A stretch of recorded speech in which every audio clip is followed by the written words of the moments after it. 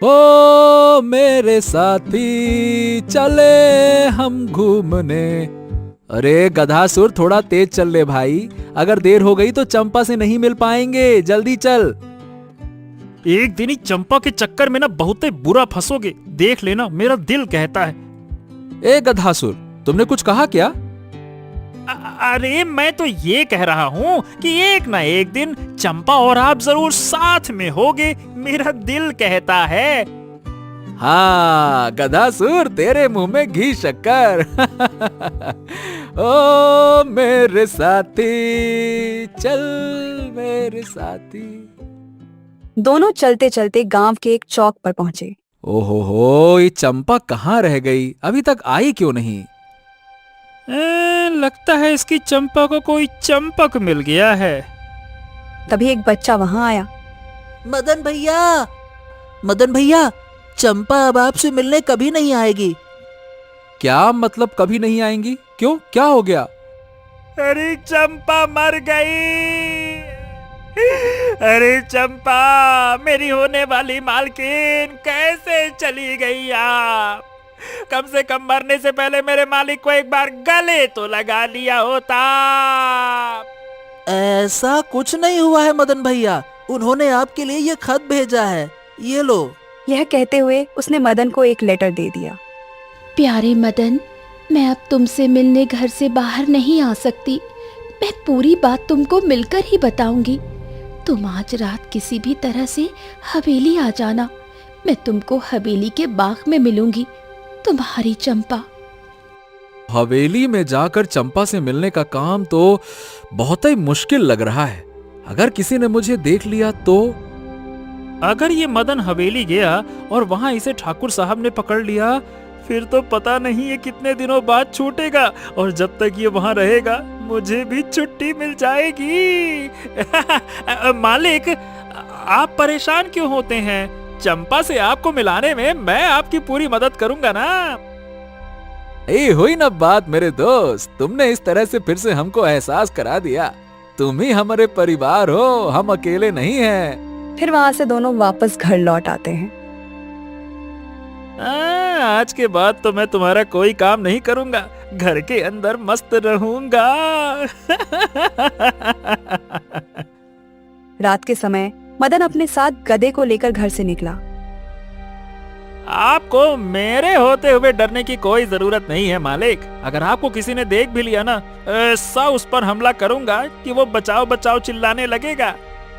तभी अचानक काली चादर ओढ़े एक आदमी उनके सामने आ गया। बचाओ बचाओ, अरे मालिक बचाओ, मालिक बचाओ। अरे अरे, ऐसे मत चिल्लाओ भाई, क्या कर रहे हो? अरे तुम क्या कर रहे हो भाई? ऐसे डाकू की तरह अचानक मेरे सामने आओगे तो अच्छा खासा इंसान डर जाए। मैं तो फिर भी एक गधा हूँ। ए भैया, कौन हो तुम, और इस तरह से काली चादर में खुद को काहे छिपाए घूम रहे हो? तुमको देखकर तो मैं अंदाजा लगा सकता हूँ कि तुम भी मेरी तरह बहुत गरीब हो। मेरे पास एक ऐसा काम है जिसको करने में तुम अगर मेरी मदद करोगे तो हम एक ही रात में अमीर हो सकते हैं।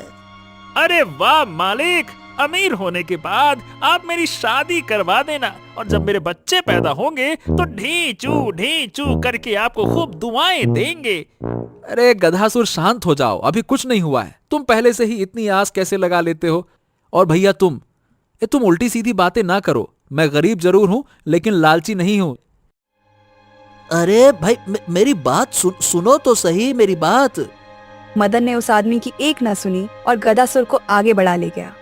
ये मदन जैसा है वैसा ही रहेगा। अब एक रात में अमीर बनने का मौका भला कौन छोड़ता है? मदन हवेली पहुंचा तो गेट पर बैठा पहरेदार सो रहा था। अरे ये तो सो रहा है। चलो, अब मैं आसानी से चंपा से मिल सकता हूं।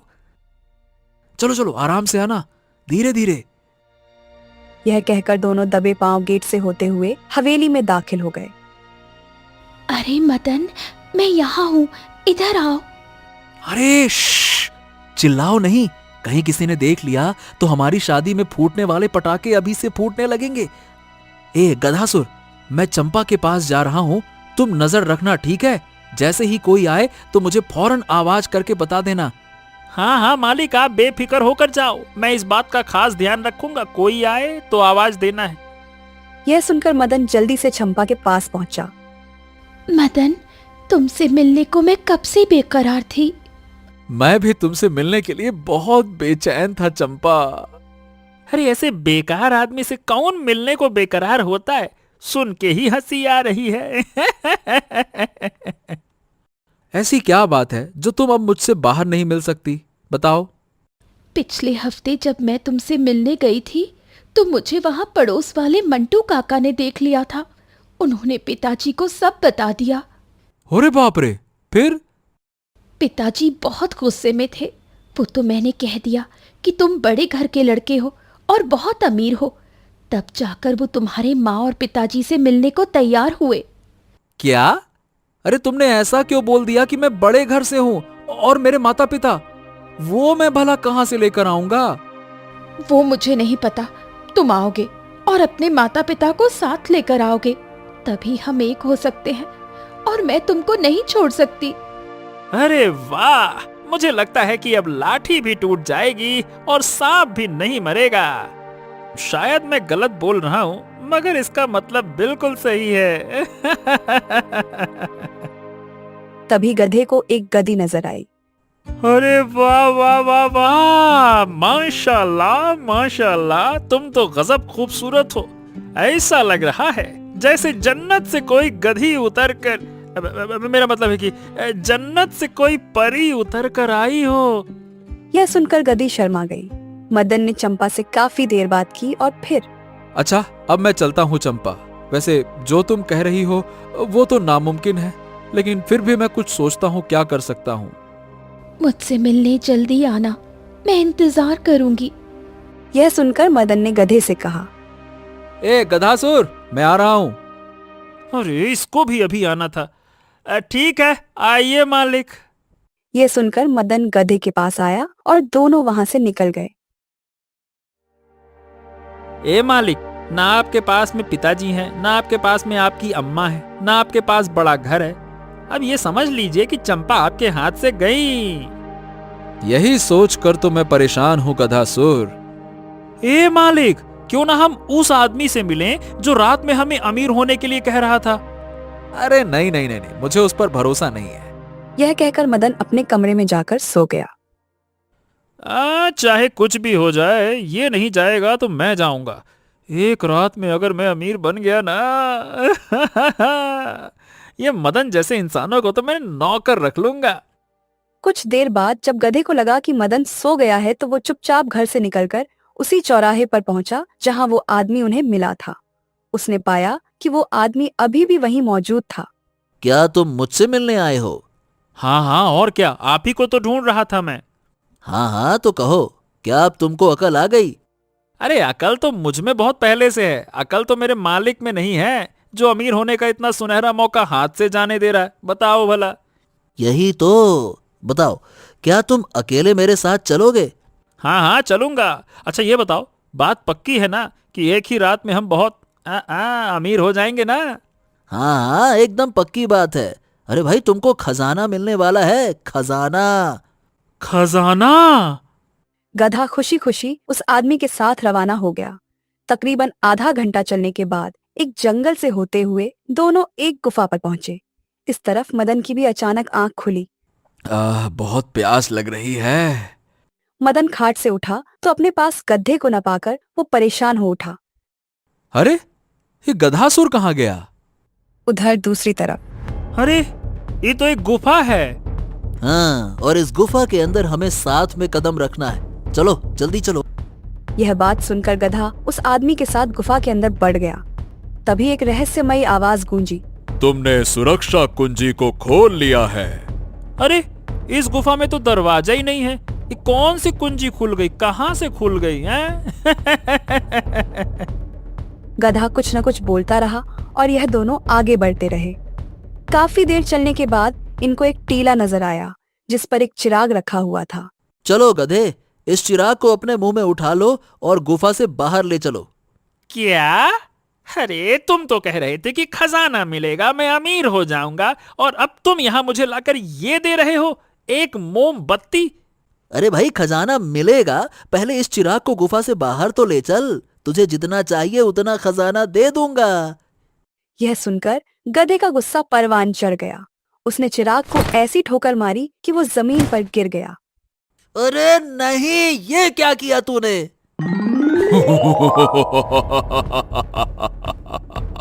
अरे बाप रे बाप, भूत भूत भूत! हुकुम मेरे आका। अरे भागो भागो, भूत आया, भागो! यह कहकर गधा वहां से भागा तो उसके साथ वो आदमी भी भागने लगा। यह तीनों जल्द ही गुफा से बाहर निकल आए। उसी समय मदन भी गधासुर को ढूंढता हुआ वहां से गुजर रहा था। गधासुर, अरे ओ गधासुर, अरे कहाँ हो गधासुर? उसने उन दोनों को भागते हुए देखा। गधासुर? मालिक! गधा मदन के पास जाकर उसके पीछे छिप गया और जिन्न उनके सामने आकर खड़ा हो गया। अरे ये क्या है? मेरे आका, मुझसे डरने की जरूरत नहीं है। अरे कौन हो तुम और मेरे इस गधासुर को आका क्यों बोल रहे हो? मैं एक जिन्न हूं जो 1000 साल से इस चिराग में बंद था। एक जादूगर ने मेरे चिराग को इस तिलस्मी गुफा के अंदर रख दिया था, जिसके अंदर जाना तभी मुमकिन था जब कोई जानवर इसके अंदर जाए। सिर्फ इंसान इसके अंदर नहीं जा सकता था, इसीलिए इतने सालों से मैं यहां पे कैद था। आज इनकी वजह से ही मैं आजाद हुआ हूं। मेरी जाति का यह नियम है कि जो भी हमें चिराग से आजाद करता है, हम उसको अपना आका मानते हैं और उसकी 3 ख्वाहिशें पूरी करते हैं। यह सुनकर गधे के कान खड़े हो गए। क्या कहा? मेरी हर बात मानोगे? तो मैं अभी इस आदमी को मजा चखाता हूँ। नहीं नहीं नहीं नहीं नहीं, मुझे कुछ मत करना। अरे भाई! यह बोलकर वो आदमी वहां से भाग निकला। सच सच बताओ गधासुर, तुम इस आदमी के पास क्यों आए थे? क्या तुम्हारे मन में लालच आ गया था क्या? नहीं मालिक, मैं तो चाहता था कि आप जल्दी से अमीर हो जाएं और चंपा से आपकी शादी हो जाए, इसीलिए मैं आपको बिना बताए यहाँ पे आ गया। अरे मेरे प्यारे गधासुर, सच में तुम मुझसे कितना प्यार करते हो ना कि मुझे अपने परिवार की कमी महसूस ही नहीं होती। अच्छा खासा भागने का मौका मिल रहा था, अब वो भी हाथ से गया। क्या हुक्म है मेरे आका? गधासुर, इससे कहो कि पहले मेरे लिए एक माँ बाप का इंतजाम करे। यह सुनकर गधा मन में सोचने लगा। अरे अगर ये उस जिन से अपनी ख्वाहिशें पूरी करवा लेगा तो मुझे क्या मिलेगा? धनिया? अरे करना तो पड़ेगा, मालिक जो है। ए भैया जिन, मेरे मालिक के लिए एक नकली माँ बाप का इंतजाम कर दो भाई। जो हुक्म मेरे आका। यह कहकर जिन्न ने हाथ घुमाया और एक आदमी औरत वहां सामने आए। मैंने इनको अपने जादू से बनाया है आका। ये सिर्फ वही बोल और कर सकते हैं जो तुम इनसे बुलवाना और करवाना चाहोगे। इनके अंदर दिमाग नहीं है कि कोई भी काम बिना बताए करें। हाँ हाँ, ठीक है ठीक है ठीक है, वो सब हम संभाल लेंगे। अब तुम हमारे साथ चलो और हमारे छोटे से घर को एक आलीशान घर में बदल दो। अब यह तीनों घर पर पहुंचे। जिन्न ने फिर से हाथ घुमाया और एक आलीशान बड़ा घर सामने आ गया। अब आपकी तीसरी ख्वाहिश बताइए मेरे आका। ओहो, कुछ कर गधासुर, वरना ये तीसरा मौका भी हाथ से जाएगा। जल्दी जल्दी जल्दी। अब हाँ हाँ हाँ, वो अभी नहीं। मतलब मेरे मालिक को जब लगेगा कि तुम्हारी मदद लेनी चाहिए तब वो तुमको बुला लेंगे। क्यों, मैंने सही कहा ना मालिक? ठीक है मेरे आका, जब भी मुझे बुलाना हो चिराग को घिस देना। अगली सुबह मदन ने अपने माँ बाप को समझाया। चलिए, आज से आप मेरे पिता हैं और आप मेरी माँ हैं और मैं आप दोनों का बेटा हूं और आपको चंपा के घर जाकर यही बोलना है। ठीक है, हम समझ गए। मदन अपने उन नकली माँ बाप के साथ चंपा के घर पहुंचा। नमस्ते पिताजी, नमस्ते। नमस्ते बेटा, नमस्ते नमस्ते। आओ आओ आओ आओ। मैं मदन का पिता हूँ। और मैं मदन की माँ। हम दोनों मदन के माता पिता हैं और मदन हमारा बेटा है। जी जी जी जी, अंदर आइए आइए आइए आइए। सभी बैठ गए और आपस में बातें करने लगे। चंपा भी रसोई की चौखट से छिपकर सब कुछ देख रही थी। जी, वैसे आपका कारोबार क्या है? मदन हमारा बेटा है और हम इसके माता पिता हैं। वो तो हम समझ गए। मतलब मैंने कहा आपका कारोबार क्या है? हम तो मदन के पिता हैं और मदन हमारा बेटा है। अरे ये आप क्या बोल रहे हैं भाई साहब? असल में जब से पिताजी ने कारोबार छोड़ा है तो तब से मैं ही सब कुछ देख रहा हूँ। मदन ने जैसे तैसे करके बात को संभाला। कुछ देर बातें हुई और चंपा के माता पिता मदन के घर को देखने के लिए राजी हो गए। हाँ तो ठीक है, हम कल ही आपके घर को देखने आएंगे। उसके बाद समझिए रिश्ता पक्का। अब आप अच्छे खासे अमीर होंगे तो मैं अपनी बेटी की शादी आपके ही घर में करवा दूंगा। भाई गरीबों से तो मुझे सख्त नफरत है। हम दोनों मदन के माता पिता हैं और मदन हमारा बेटा है। अगले दिन मदन अपनी शादी के बारे में सोच रहा था और इस तरफ गधा अपनी परेशानी में लगा था। ये मदन आखिरी ख्वाहिश भी अपनी पूरी करवा लेगा तो मैं क्या करूंगा? मुझे जरूर कुछ ना कुछ करना होगा, वरना मुझे कुछ नहीं मिलने वाला। अब चाहे मदन कितना भी अमीर हो जाए, मैं तो रहूंगा उसका नौकर ही ना। मैं ऐसा घर चाहता हूँ जिसमें मुझे मालिक बनने का मौका मिले। ये सोच विचार कर अब गधे ने मदन के नकली माँ बाप को अकेले में समझाया। चंपा के माता पिता घर पर आएंगे तो तुम उनको सब कुछ सच बताओगे, सच बोलोगे, सारा का सारा सच, समझ गए? हाँ, हम ऐसा ही बर्ताव करेंगे, सिर्फ सच बोलेंगे। शाम के समय चंपा के माता पिता घर पर आए। अब आएगा असली मजा। नमस्ते भाई साहब, नमस्ते। और कैसे हैं आप? आज हम आपको सब सच बता देंगे, सारा का सारा सच। क्या? कैसा सच? यह सुनकर मदन डर गया। हम आपको सारा सच बता देंगे, सारा का सारा सच। अरे ये आप क्या बोल रहे हैं भाई साहब? ये कौन सा सच बताएंगे? चलिए बताइए। अच्छा, हर बार चंपा के माता पिता सवाल करते और जवाब में सच के अलावा उन्हें कुछ भी सुनने को नहीं मिल रहा था। हे भगवान, लगता है कि मुझे ही कुछ करना पड़ेगा। ए गधासुर, मेरे साथ आओ। तभी मदन गधे के साथ एक कमरे में गया। गधासुर, जल्दी से जिन्न को बुलाओ। गधा न चाहते हुए भी चिराग को अपने मुंह से रगड़कर जिन्न को बुलाया। कहिए, क्या हुक्म है मेरे आका? अरे हुक्म ये है कि जो तुमने नकली माँ बाप मेरे मालिक को दिए थे ना, उनके मुंह से बस एक ही शब्द बार बार निकल रहा है, सच और सच। सब बवाला कर दिया है उन लोगों ने, कुछ करो। तो आप बताइए, मुझे अब क्या करना है? आदेश करिए। तुम कुछ ऐसा करो कि चंपा के माता पिता अभी के अभी यहाँ से चले जाएं। आगे क्या करना है वो सब बाद में देखेंगे।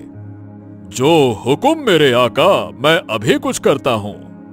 ये कहकर जिन्न गायब हो गया। कुछ देर बाद रामू वहाँ आया। मालिक, मालिक, मालिक गजब हो गया, मालिक गजब हो गया। अरे रामू, तुम यहाँ पर? क्या हो गया? मालिक, बात ही कुछ ऐसी है, हमारे कारखाने में आग लग गई, सारी की सारी मशीनें, सारा का सारा माल जल गया मालिक। क्या बात कर रहे हो? मैंने आपकी आखिरी ख्वाहिश भी पूरी कर दी आका। चंपा के पिताजी का सब कुछ तबाह कर दिया। अब वो आपके घर कभी नहीं आएंगे। हे भगवान, ये तो बहुत गलत हो गया। कुछ देर बाद जब चंपा के पिता की आंख खुली तो वो बिस्तर पर लेटे थे। उनके आसपास मदन, चंपा और बाकी सभी सदस्य खड़े थे। पिताजी? पिताजी, आप ठीक तो है ना? अरे मैं कैसे ठीक हो सकता हूँ मदन बेटा? अब तो मेरा सब कुछ खत्म हो गया। मैं वही गरीब बन चुका हूँ जिस गरीबी से मैं नफरत किया करता था। इतनी दौलत मैंने इसीलिए कमा रखी थी कि हमेशा अमीर रहूंगा और अपनी बेटी की शादी भी खूब धूमधाम से करूंगा। लेकिन मेरा सपना सपना ही रह गया। अब तुम इतने अमीर और मैं इतना गरीब। अब तो मैं तुमसे मेरी बेटी की शादी की बात करने से भी डर रहा हूँ। मदन यह सुनकर अपने आप पर घृणा महसूस कर रहा था और उसने सच बोलने का फैसला कर लिया। अरे कैसी बातें करते हैं पिताजी, ऐसा मत कहिए। पिताजी और चंपा, मैं आप दोनों से माफी चाहता हूँ। आज आपका जो भी कारोबार खत्म हुआ है ना, उसका जिम्मेदार मैं हूँ। यह सुनकर सभी हैरान रह गए। ये तुम क्या कह रहे हो मदन? पिताजी, मैं एक बहुत ही गरीब लड़का हूँ। मेरा कोई परिवार नहीं है सिर्फ ये गधा ही मेरा सब कुछ था। जब मुझे चंपा ने बताया कि आपको सिर्फ अमीर लोग ही पसंद हैं, मैं बहुत परेशान था कि मेरी शादी भला चंपा से कैसे होगी। मेरे गधा सुर से मेरी परेशानी देखी नहीं गई। इसने बड़ी मेहनत करके एक जादुई चिराग ढूंढ निकाला और उस चिराग से निकले जिन्न ने अपने जादू से मुझे सब कुछ दे दिया। ये दौलत, बड़ा घर और ये नकली माँ बाप भी ये जादू के जरिए बने हैं। इसीलिए इनके अंदर दिमाग नहीं है, ये सिर्फ वही बोल रहे थे जैसा मैंने इनको सिखाया था। इसीलिए आपके हर सवाल का एक ही जवाब दे रहे थे। लेकिन आज जब मुझे लगा कि मेरा झूठ पकड़ा जाने वाला है, तो मैंने जिन्न से कहा कि कुछ ऐसा करो जिससे आप लोग उसी समय मेरे घर से चले जाएं। मुझे सच में नहीं पता था कि जिन्न ये सब करेगा। उसी ने आपके कारखाने में आग लगा दी जिससे कि आप जल्दी से मेरे घर से भाग जाएं। लेकिन मैं सच बोल रहा हूं पिताजी, मेरा इरादा आपको बर्बाद करने का नहीं था, सिर्फ चंपा को पाना चाहता था। और मुझे इससे कोई फर्क नहीं पड़ता कि चंपा अमीर है या गरीब। आप ये मत सोचिएगा कि मैं चंपा से शादी नहीं करूंगा, लेकिन मुझसे बहुत बड़ी गलती हो गई। आप मुझे जो चाहे वो सजा दे सकते हैं। बेटा, तुमने मुझे एहसास करवा दिया कि दौलत को कितना ही इकट्ठा कर लो, वो एक झटके में खत्म हो सकती है। जिन गरीबों से मैं नफरत करता था वही मेरे कारखाने में काम किया करते थे। उन्हीं की वजह से मैं इतना अमीर बना था। मुझे अपने ऊपर घृणा महसूस हो रही है। अगर मैं पहले ही इस बात को समझ जाता तो जिस तरह से तुम आज सच बोल रहे हो पहले भी बोल सकते थे और मेरे साथ ऐसा कुछ नहीं होता। मेरा कारखाना भी ठीक होता और तुम्हारी शादी भी हो गई होती। पिताजी, अब मैं वही करूंगा जो मुझे करना चाहिए। यह कहकर मदन ने चिराग निकाला और उसे घिसकर जिन्न को बुलाया। क्या हुक्म है मेरे आका? आपने मुझे चिराग से निकाला है, अब आपकी 3 ख्वाहिशें मैं पूरी करूंगा। कहिए मेरे आका। बात यह है कि तुमने अपने जादू के जरिए मुझे जो कुछ भी दिया था पहले तो उसे वापस ले लो, और जो कुछ चंपा के पिताजी का छीना है वो उनको वापस कर दो। जो हुक्म मेरे आका। यह कहकर जिन्न ने हाथ घुमाया और मदन का घर फिर से छोटी सी कुटिया में बदल गया और उसके नकली माँ बाप भी गायब हो गए। ये देखिए, ये रहा आपका कारखाना। अब आपकी 2 ख्वाहिशें बची है मेरे आका, कहिए। अब मेरी बाकी की 2 ख्वाहिशें मेरे गधा सुर से पूछ लेना, मुझे अब कुछ नहीं चाहिए। हैं? मालिक ये क्या कह रहे हो? अरे मालिक, आप तो बहुत अच्छे हो। कहते हुए गधा मदन के पैरों में गिर गया। अगले ही दिन मदन की शादी चंपा से करवा दी गई। मदन अब चंपा के घर में ही घर जमाई बन के रहने लगा और चंपा के पिता का कारोबार भी संभालने लगा। वहीं दूसरी तरफ गधे ने जिन्न से अपनी ख्वाहिशें पूरी करवा ली। उसकी भी शादी एक गधी से हो गई और वो एक बड़े से घर में आराम से रहने लगा। अरे हाय, क्या नजाकत है, क्या चाल है, क्या अदा है और क्या बला है। तुमको देखकर ऐसे लगता है जैसे जन्नत से उतरी हुई कोई गधी मेरे पास आ गई हो। क्या हुक्म है मेरे आका? राजू आज अपनी कॉलेज की पढ़ाई खत्म करके अपने गांव वापस लौटा था और उसे लेने के लिए वहां उसके कुछ दोस्त आए थे।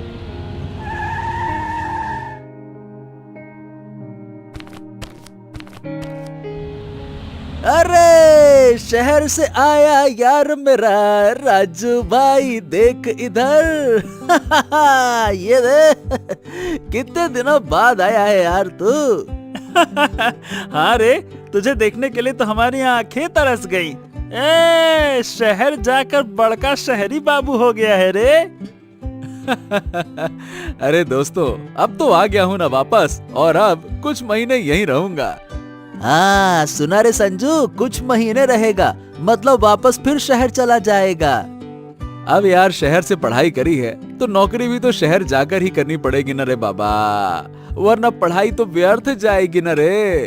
अरे अच्छा चल छोड़, अभी अभी तो आया है और अभी अभी जाने की बातें, ये सब छोड़, घर चल। दादी तो दरवाजे पर ही बैठी होगी तेरी राह देखते हुए। राजू अपने दोस्तों के साथ बातें करते हुए घर पहुंचता है उसकी दादी दरवाजे पर ही खड़ी थी। हाय मेरा लड़का, कितने दिनों बाद देखने को मिल रहा है रे तू। राजू खुशी से अपनी दादी की तरफ बढ़ता है, तभी बीच रास्ते से एक बिल्ली गुजर जाती है। रुक जा।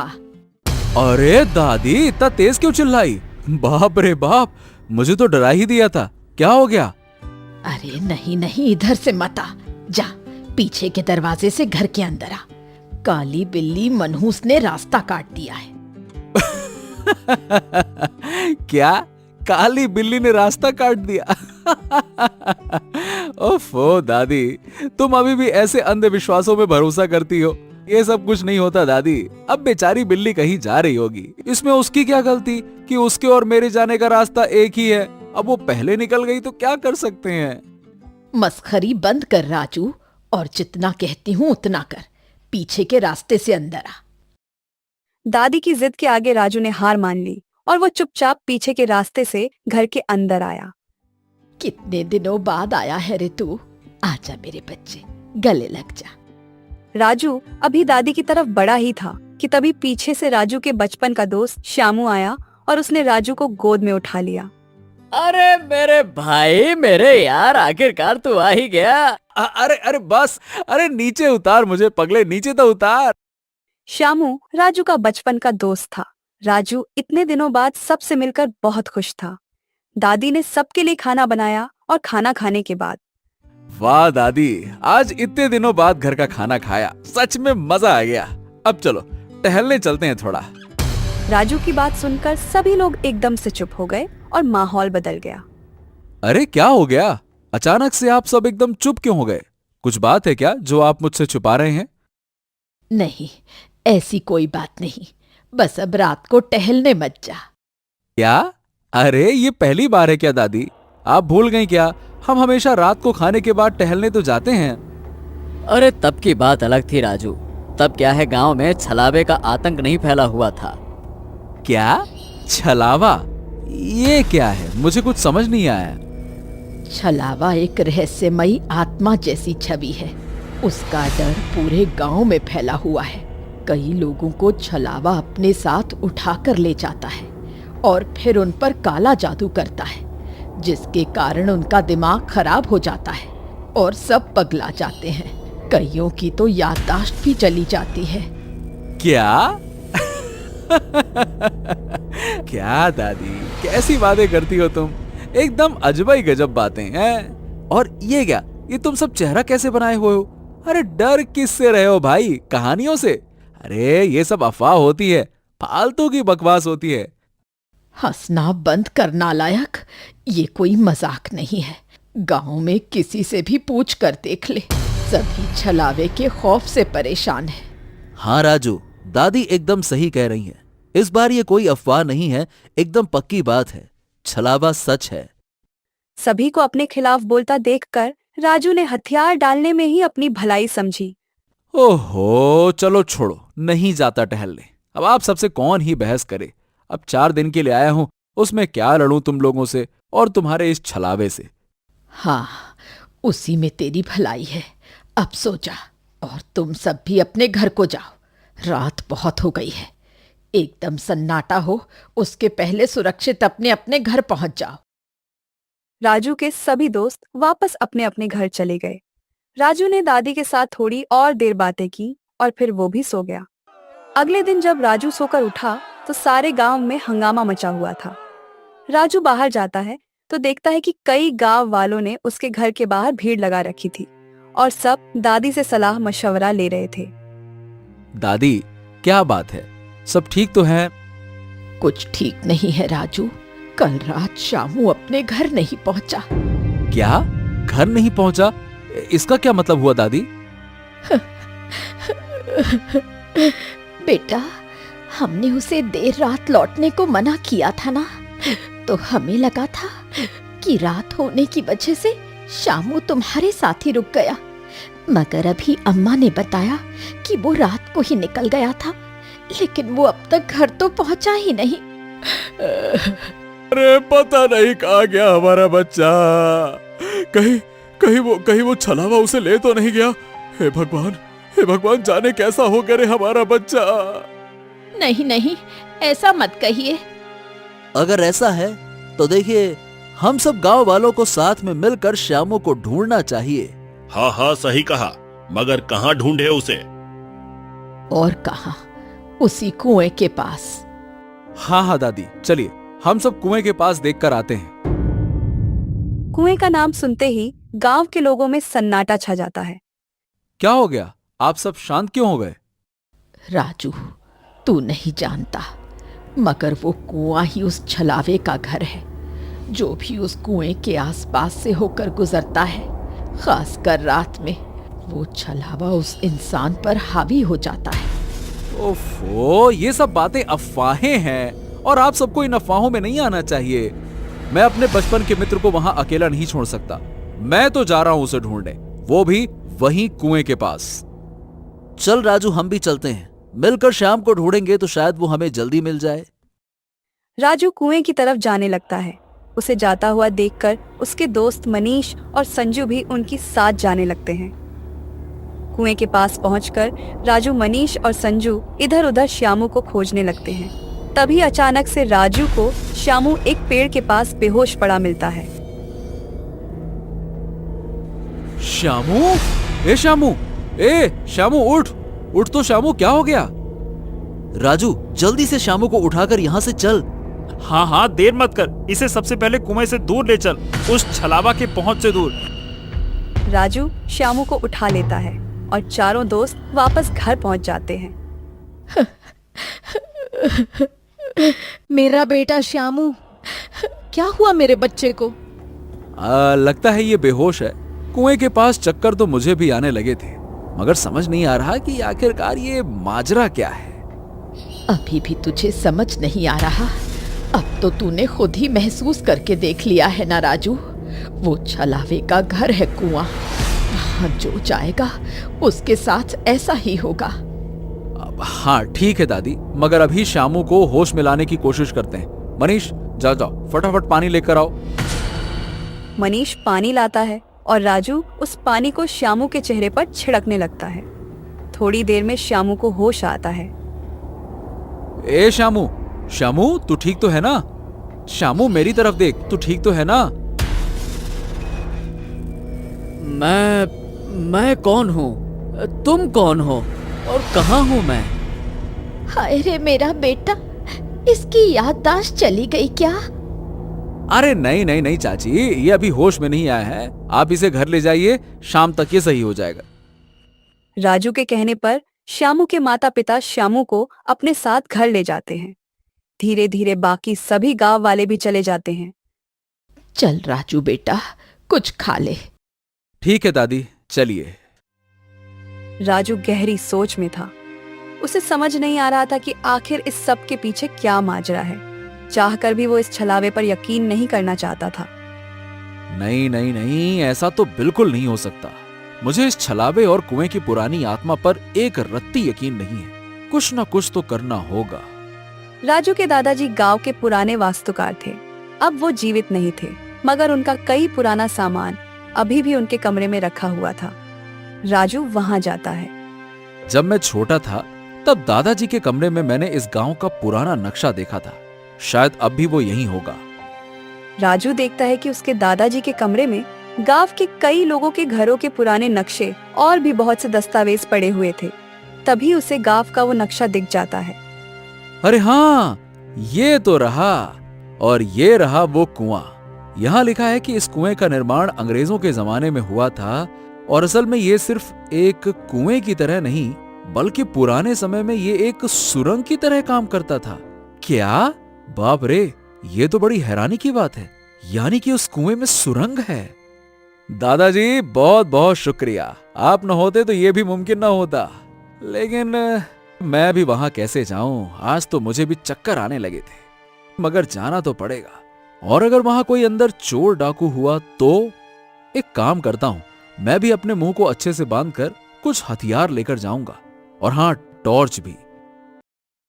फिर राजू अपनी सारी जरूरत का सामान रख लेता है और दादी से कहता है, दादी, मैं जरा मनीष के घर जा रहा हूं, हमने मिलने का कहा था। अच्छा, मगर राजू, शाम को अंधेरा होने से पहले लौट आना, ठीक है ना? अब तो तूने भी देख लिया है कि छलावा सच में असली है। हाँ हाँ दादी, मैं जल्दी लौट आऊंगा, आप चिंता मत करो। इतना कहकर राजू घर से निकल जाता है। ये रही टार्च, ये डंडा अगर जरूरत पड़ी तो, और ये रस्सी कुएं के नीचे जाने के लिए। सब कुछ है, तो चल बेटा राजू, हो जा तैयार। डर तो लग रहा है, मगर डर के आगे ही जीत है। राजू कुएं के पास पहुंचता है और एक रस्सी बांधकर उसे कुएं में गिरा देता है। कुआं कई सालों से ऐसे ही सूखा पड़ा हुआ था। अब नीचे जाता हूं। राजू रस्सी की मदद से कुएं के नीचे पहुंच जाता है। बाप रे बाप, इतना घना अंधेरा। अभी टॉर्च ऑन करता हूं। रोशनी होते ही राजू देखता है कि उसके सामने ही एक सुरंग थी। ये तो रही सुरंग, अंदर जाकर देखता हूं। राजू बहुत संभलकर अंदर जाने लगता है। हे भगवान, मुझे लगा पता नहीं अंदर से क्या उड़कर आ रहा है, मगर ये तो बस चमगादड़ थे। ये गांव वाले और उनकी कहानियों ने तो मुझे पागल कर दिया है। खैर, आगे चलकर देखता हूं। राजू देखता है कि छोटी सुरंग आगे चलकर एक बड़ी सुरंग में बदल जाती है, जहां कई सारे बड़े बड़े पाइप लगे हुए थे। ये देखकर राजू हैरान हो जाता है। अरे ये क्या? लगता है ये सुरंग किसी बड़ी फैक्ट्री से जुड़ी हुई है।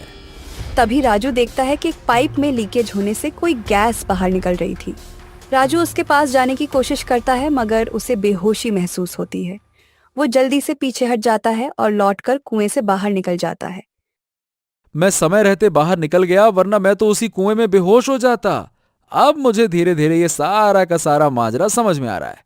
मुझे पता करना चाहिए कि वो पाइपलाइन किस फैक्ट्री की थी और वो गैस कौन सी थी।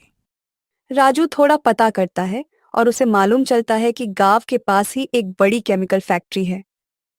वो वहां से बात करके वापस लौटा ही था कि वो देखता है उसके घर के बाहर कुछ भीड़ इकट्ठा था। अरे मेरा बेटा, पता नहीं कहाँ चला गया। दादी, क्या हो गया? इतना क्यों परेशान हो रही हो? मैं आ गया। अरे तू कहाँ चला गया था रे? हमें लगा तुझे वो छलावा अपने साथ ले गया। हाँ राजू, तुम दादी से ये बोलकर निकले थे कि मैंने तुम्हें अपने घर पे बुलाया है, मैंने तुझे तो ना बुलाया। हाँ हाँ हाँ, नहीं कहा था भाई, शांत हो जा। अब मेरी बात ध्यान से सुनिए। मैं मनीष के घर नहीं बल्कि उस कुएं के अंदर गया था। राजू की यह बात सुनकर सभी गांव वाले चौंक जाते हैं। क्या? कुएं के अंदर? तेरा दिमाग तो ठीक है राजू, तू उस कुएं के अंदर क्यों गया? शुक्र है तू सही सलामत है, अगर कुछ कर दिया होता उस छलावे ने तो। दादी, मेरी बात तो सुनो। छलावे जैसा कुछ भी नहीं है, मैंने सब कुछ पता कर लिया। क्या? अबे ये क्या कह रहा है राजू? हाँ, छलावा नहीं है तो फिर क्या है? गैस है, गैस। गैस? कैसी गैस? आप सब जानते हैं ना कि गांव के बाहर एक केमिकल फैक्ट्री है। उस कुएं के नीचे से एक सुरंग गई हुई है जो सीधा जाकर उस फैक्ट्री से जुड़ती है। जब मैं कुएं के अंदर गया तो मैंने देखा कि वहां पे बहुत सारी पाइपलाइन थी। उनमें से एक पाइप में लीकेज थी और गैस निकल रही थी। ये एक जहरीली गैस है जिससे चक्कर आते हैं और बेहोशी महसूस होती है। इंसान अजीबोगरीब हरकतें भी करने लगता है। ज्यादा देर तक इसके आसपास रहने से इंसान की मौत भी हो सकती है। क्या? हाँ दादी जी, मैंने जाकर उन फैक्ट्री वालों से भी बात कर ली है। उन्होंने कहा है कि वो जल्द ही नीचे कुएं में जाएंगे और उस लीकेज को सही कर देंगे। उस लीक हो रही गैस की वजह से जो भी कुएं के आसपास से गुजरता है वो बेहोश हो जाता है। असल में छलावा जैसा कुछ भी नहीं है। ये तो बड़ी ही हैरानी की बात है। हाँ, बिल्कुल सही कहा। हम इतने दिनों से छलावा को सच मान रहे थे और हमने कभी मुसीबत की जड़ तक जाने की सोची ही नहीं। अब ये तो हमारी ही लापरवाही थी ना। बिल्कुल सही कहा आपने काका। लापरवाही और डर। आप सबको ऐसी अंधविश्वास भरी बातों को बिल्कुल नहीं मानना चाहिए। खैर, मैंने फैक्ट्री वालों से बात कर ली है और ये समस्या कल तक ठीक हो जाएगी। तब तक आप सब उस कुएं के पास बिल्कुल मत जाइएगा। राजू की बात से सभी गांव वाले सहमत हो जाते हैं। क्यों रे राजू, मानना पड़ेगा, तेरी शहर की पढ़ाई कुछ तो काम आई। सही कहा रे मनीष तूने। क्यों दोस्तों, अब तो रात में खाना खाकर टहलने चलोगे ना? जरूर।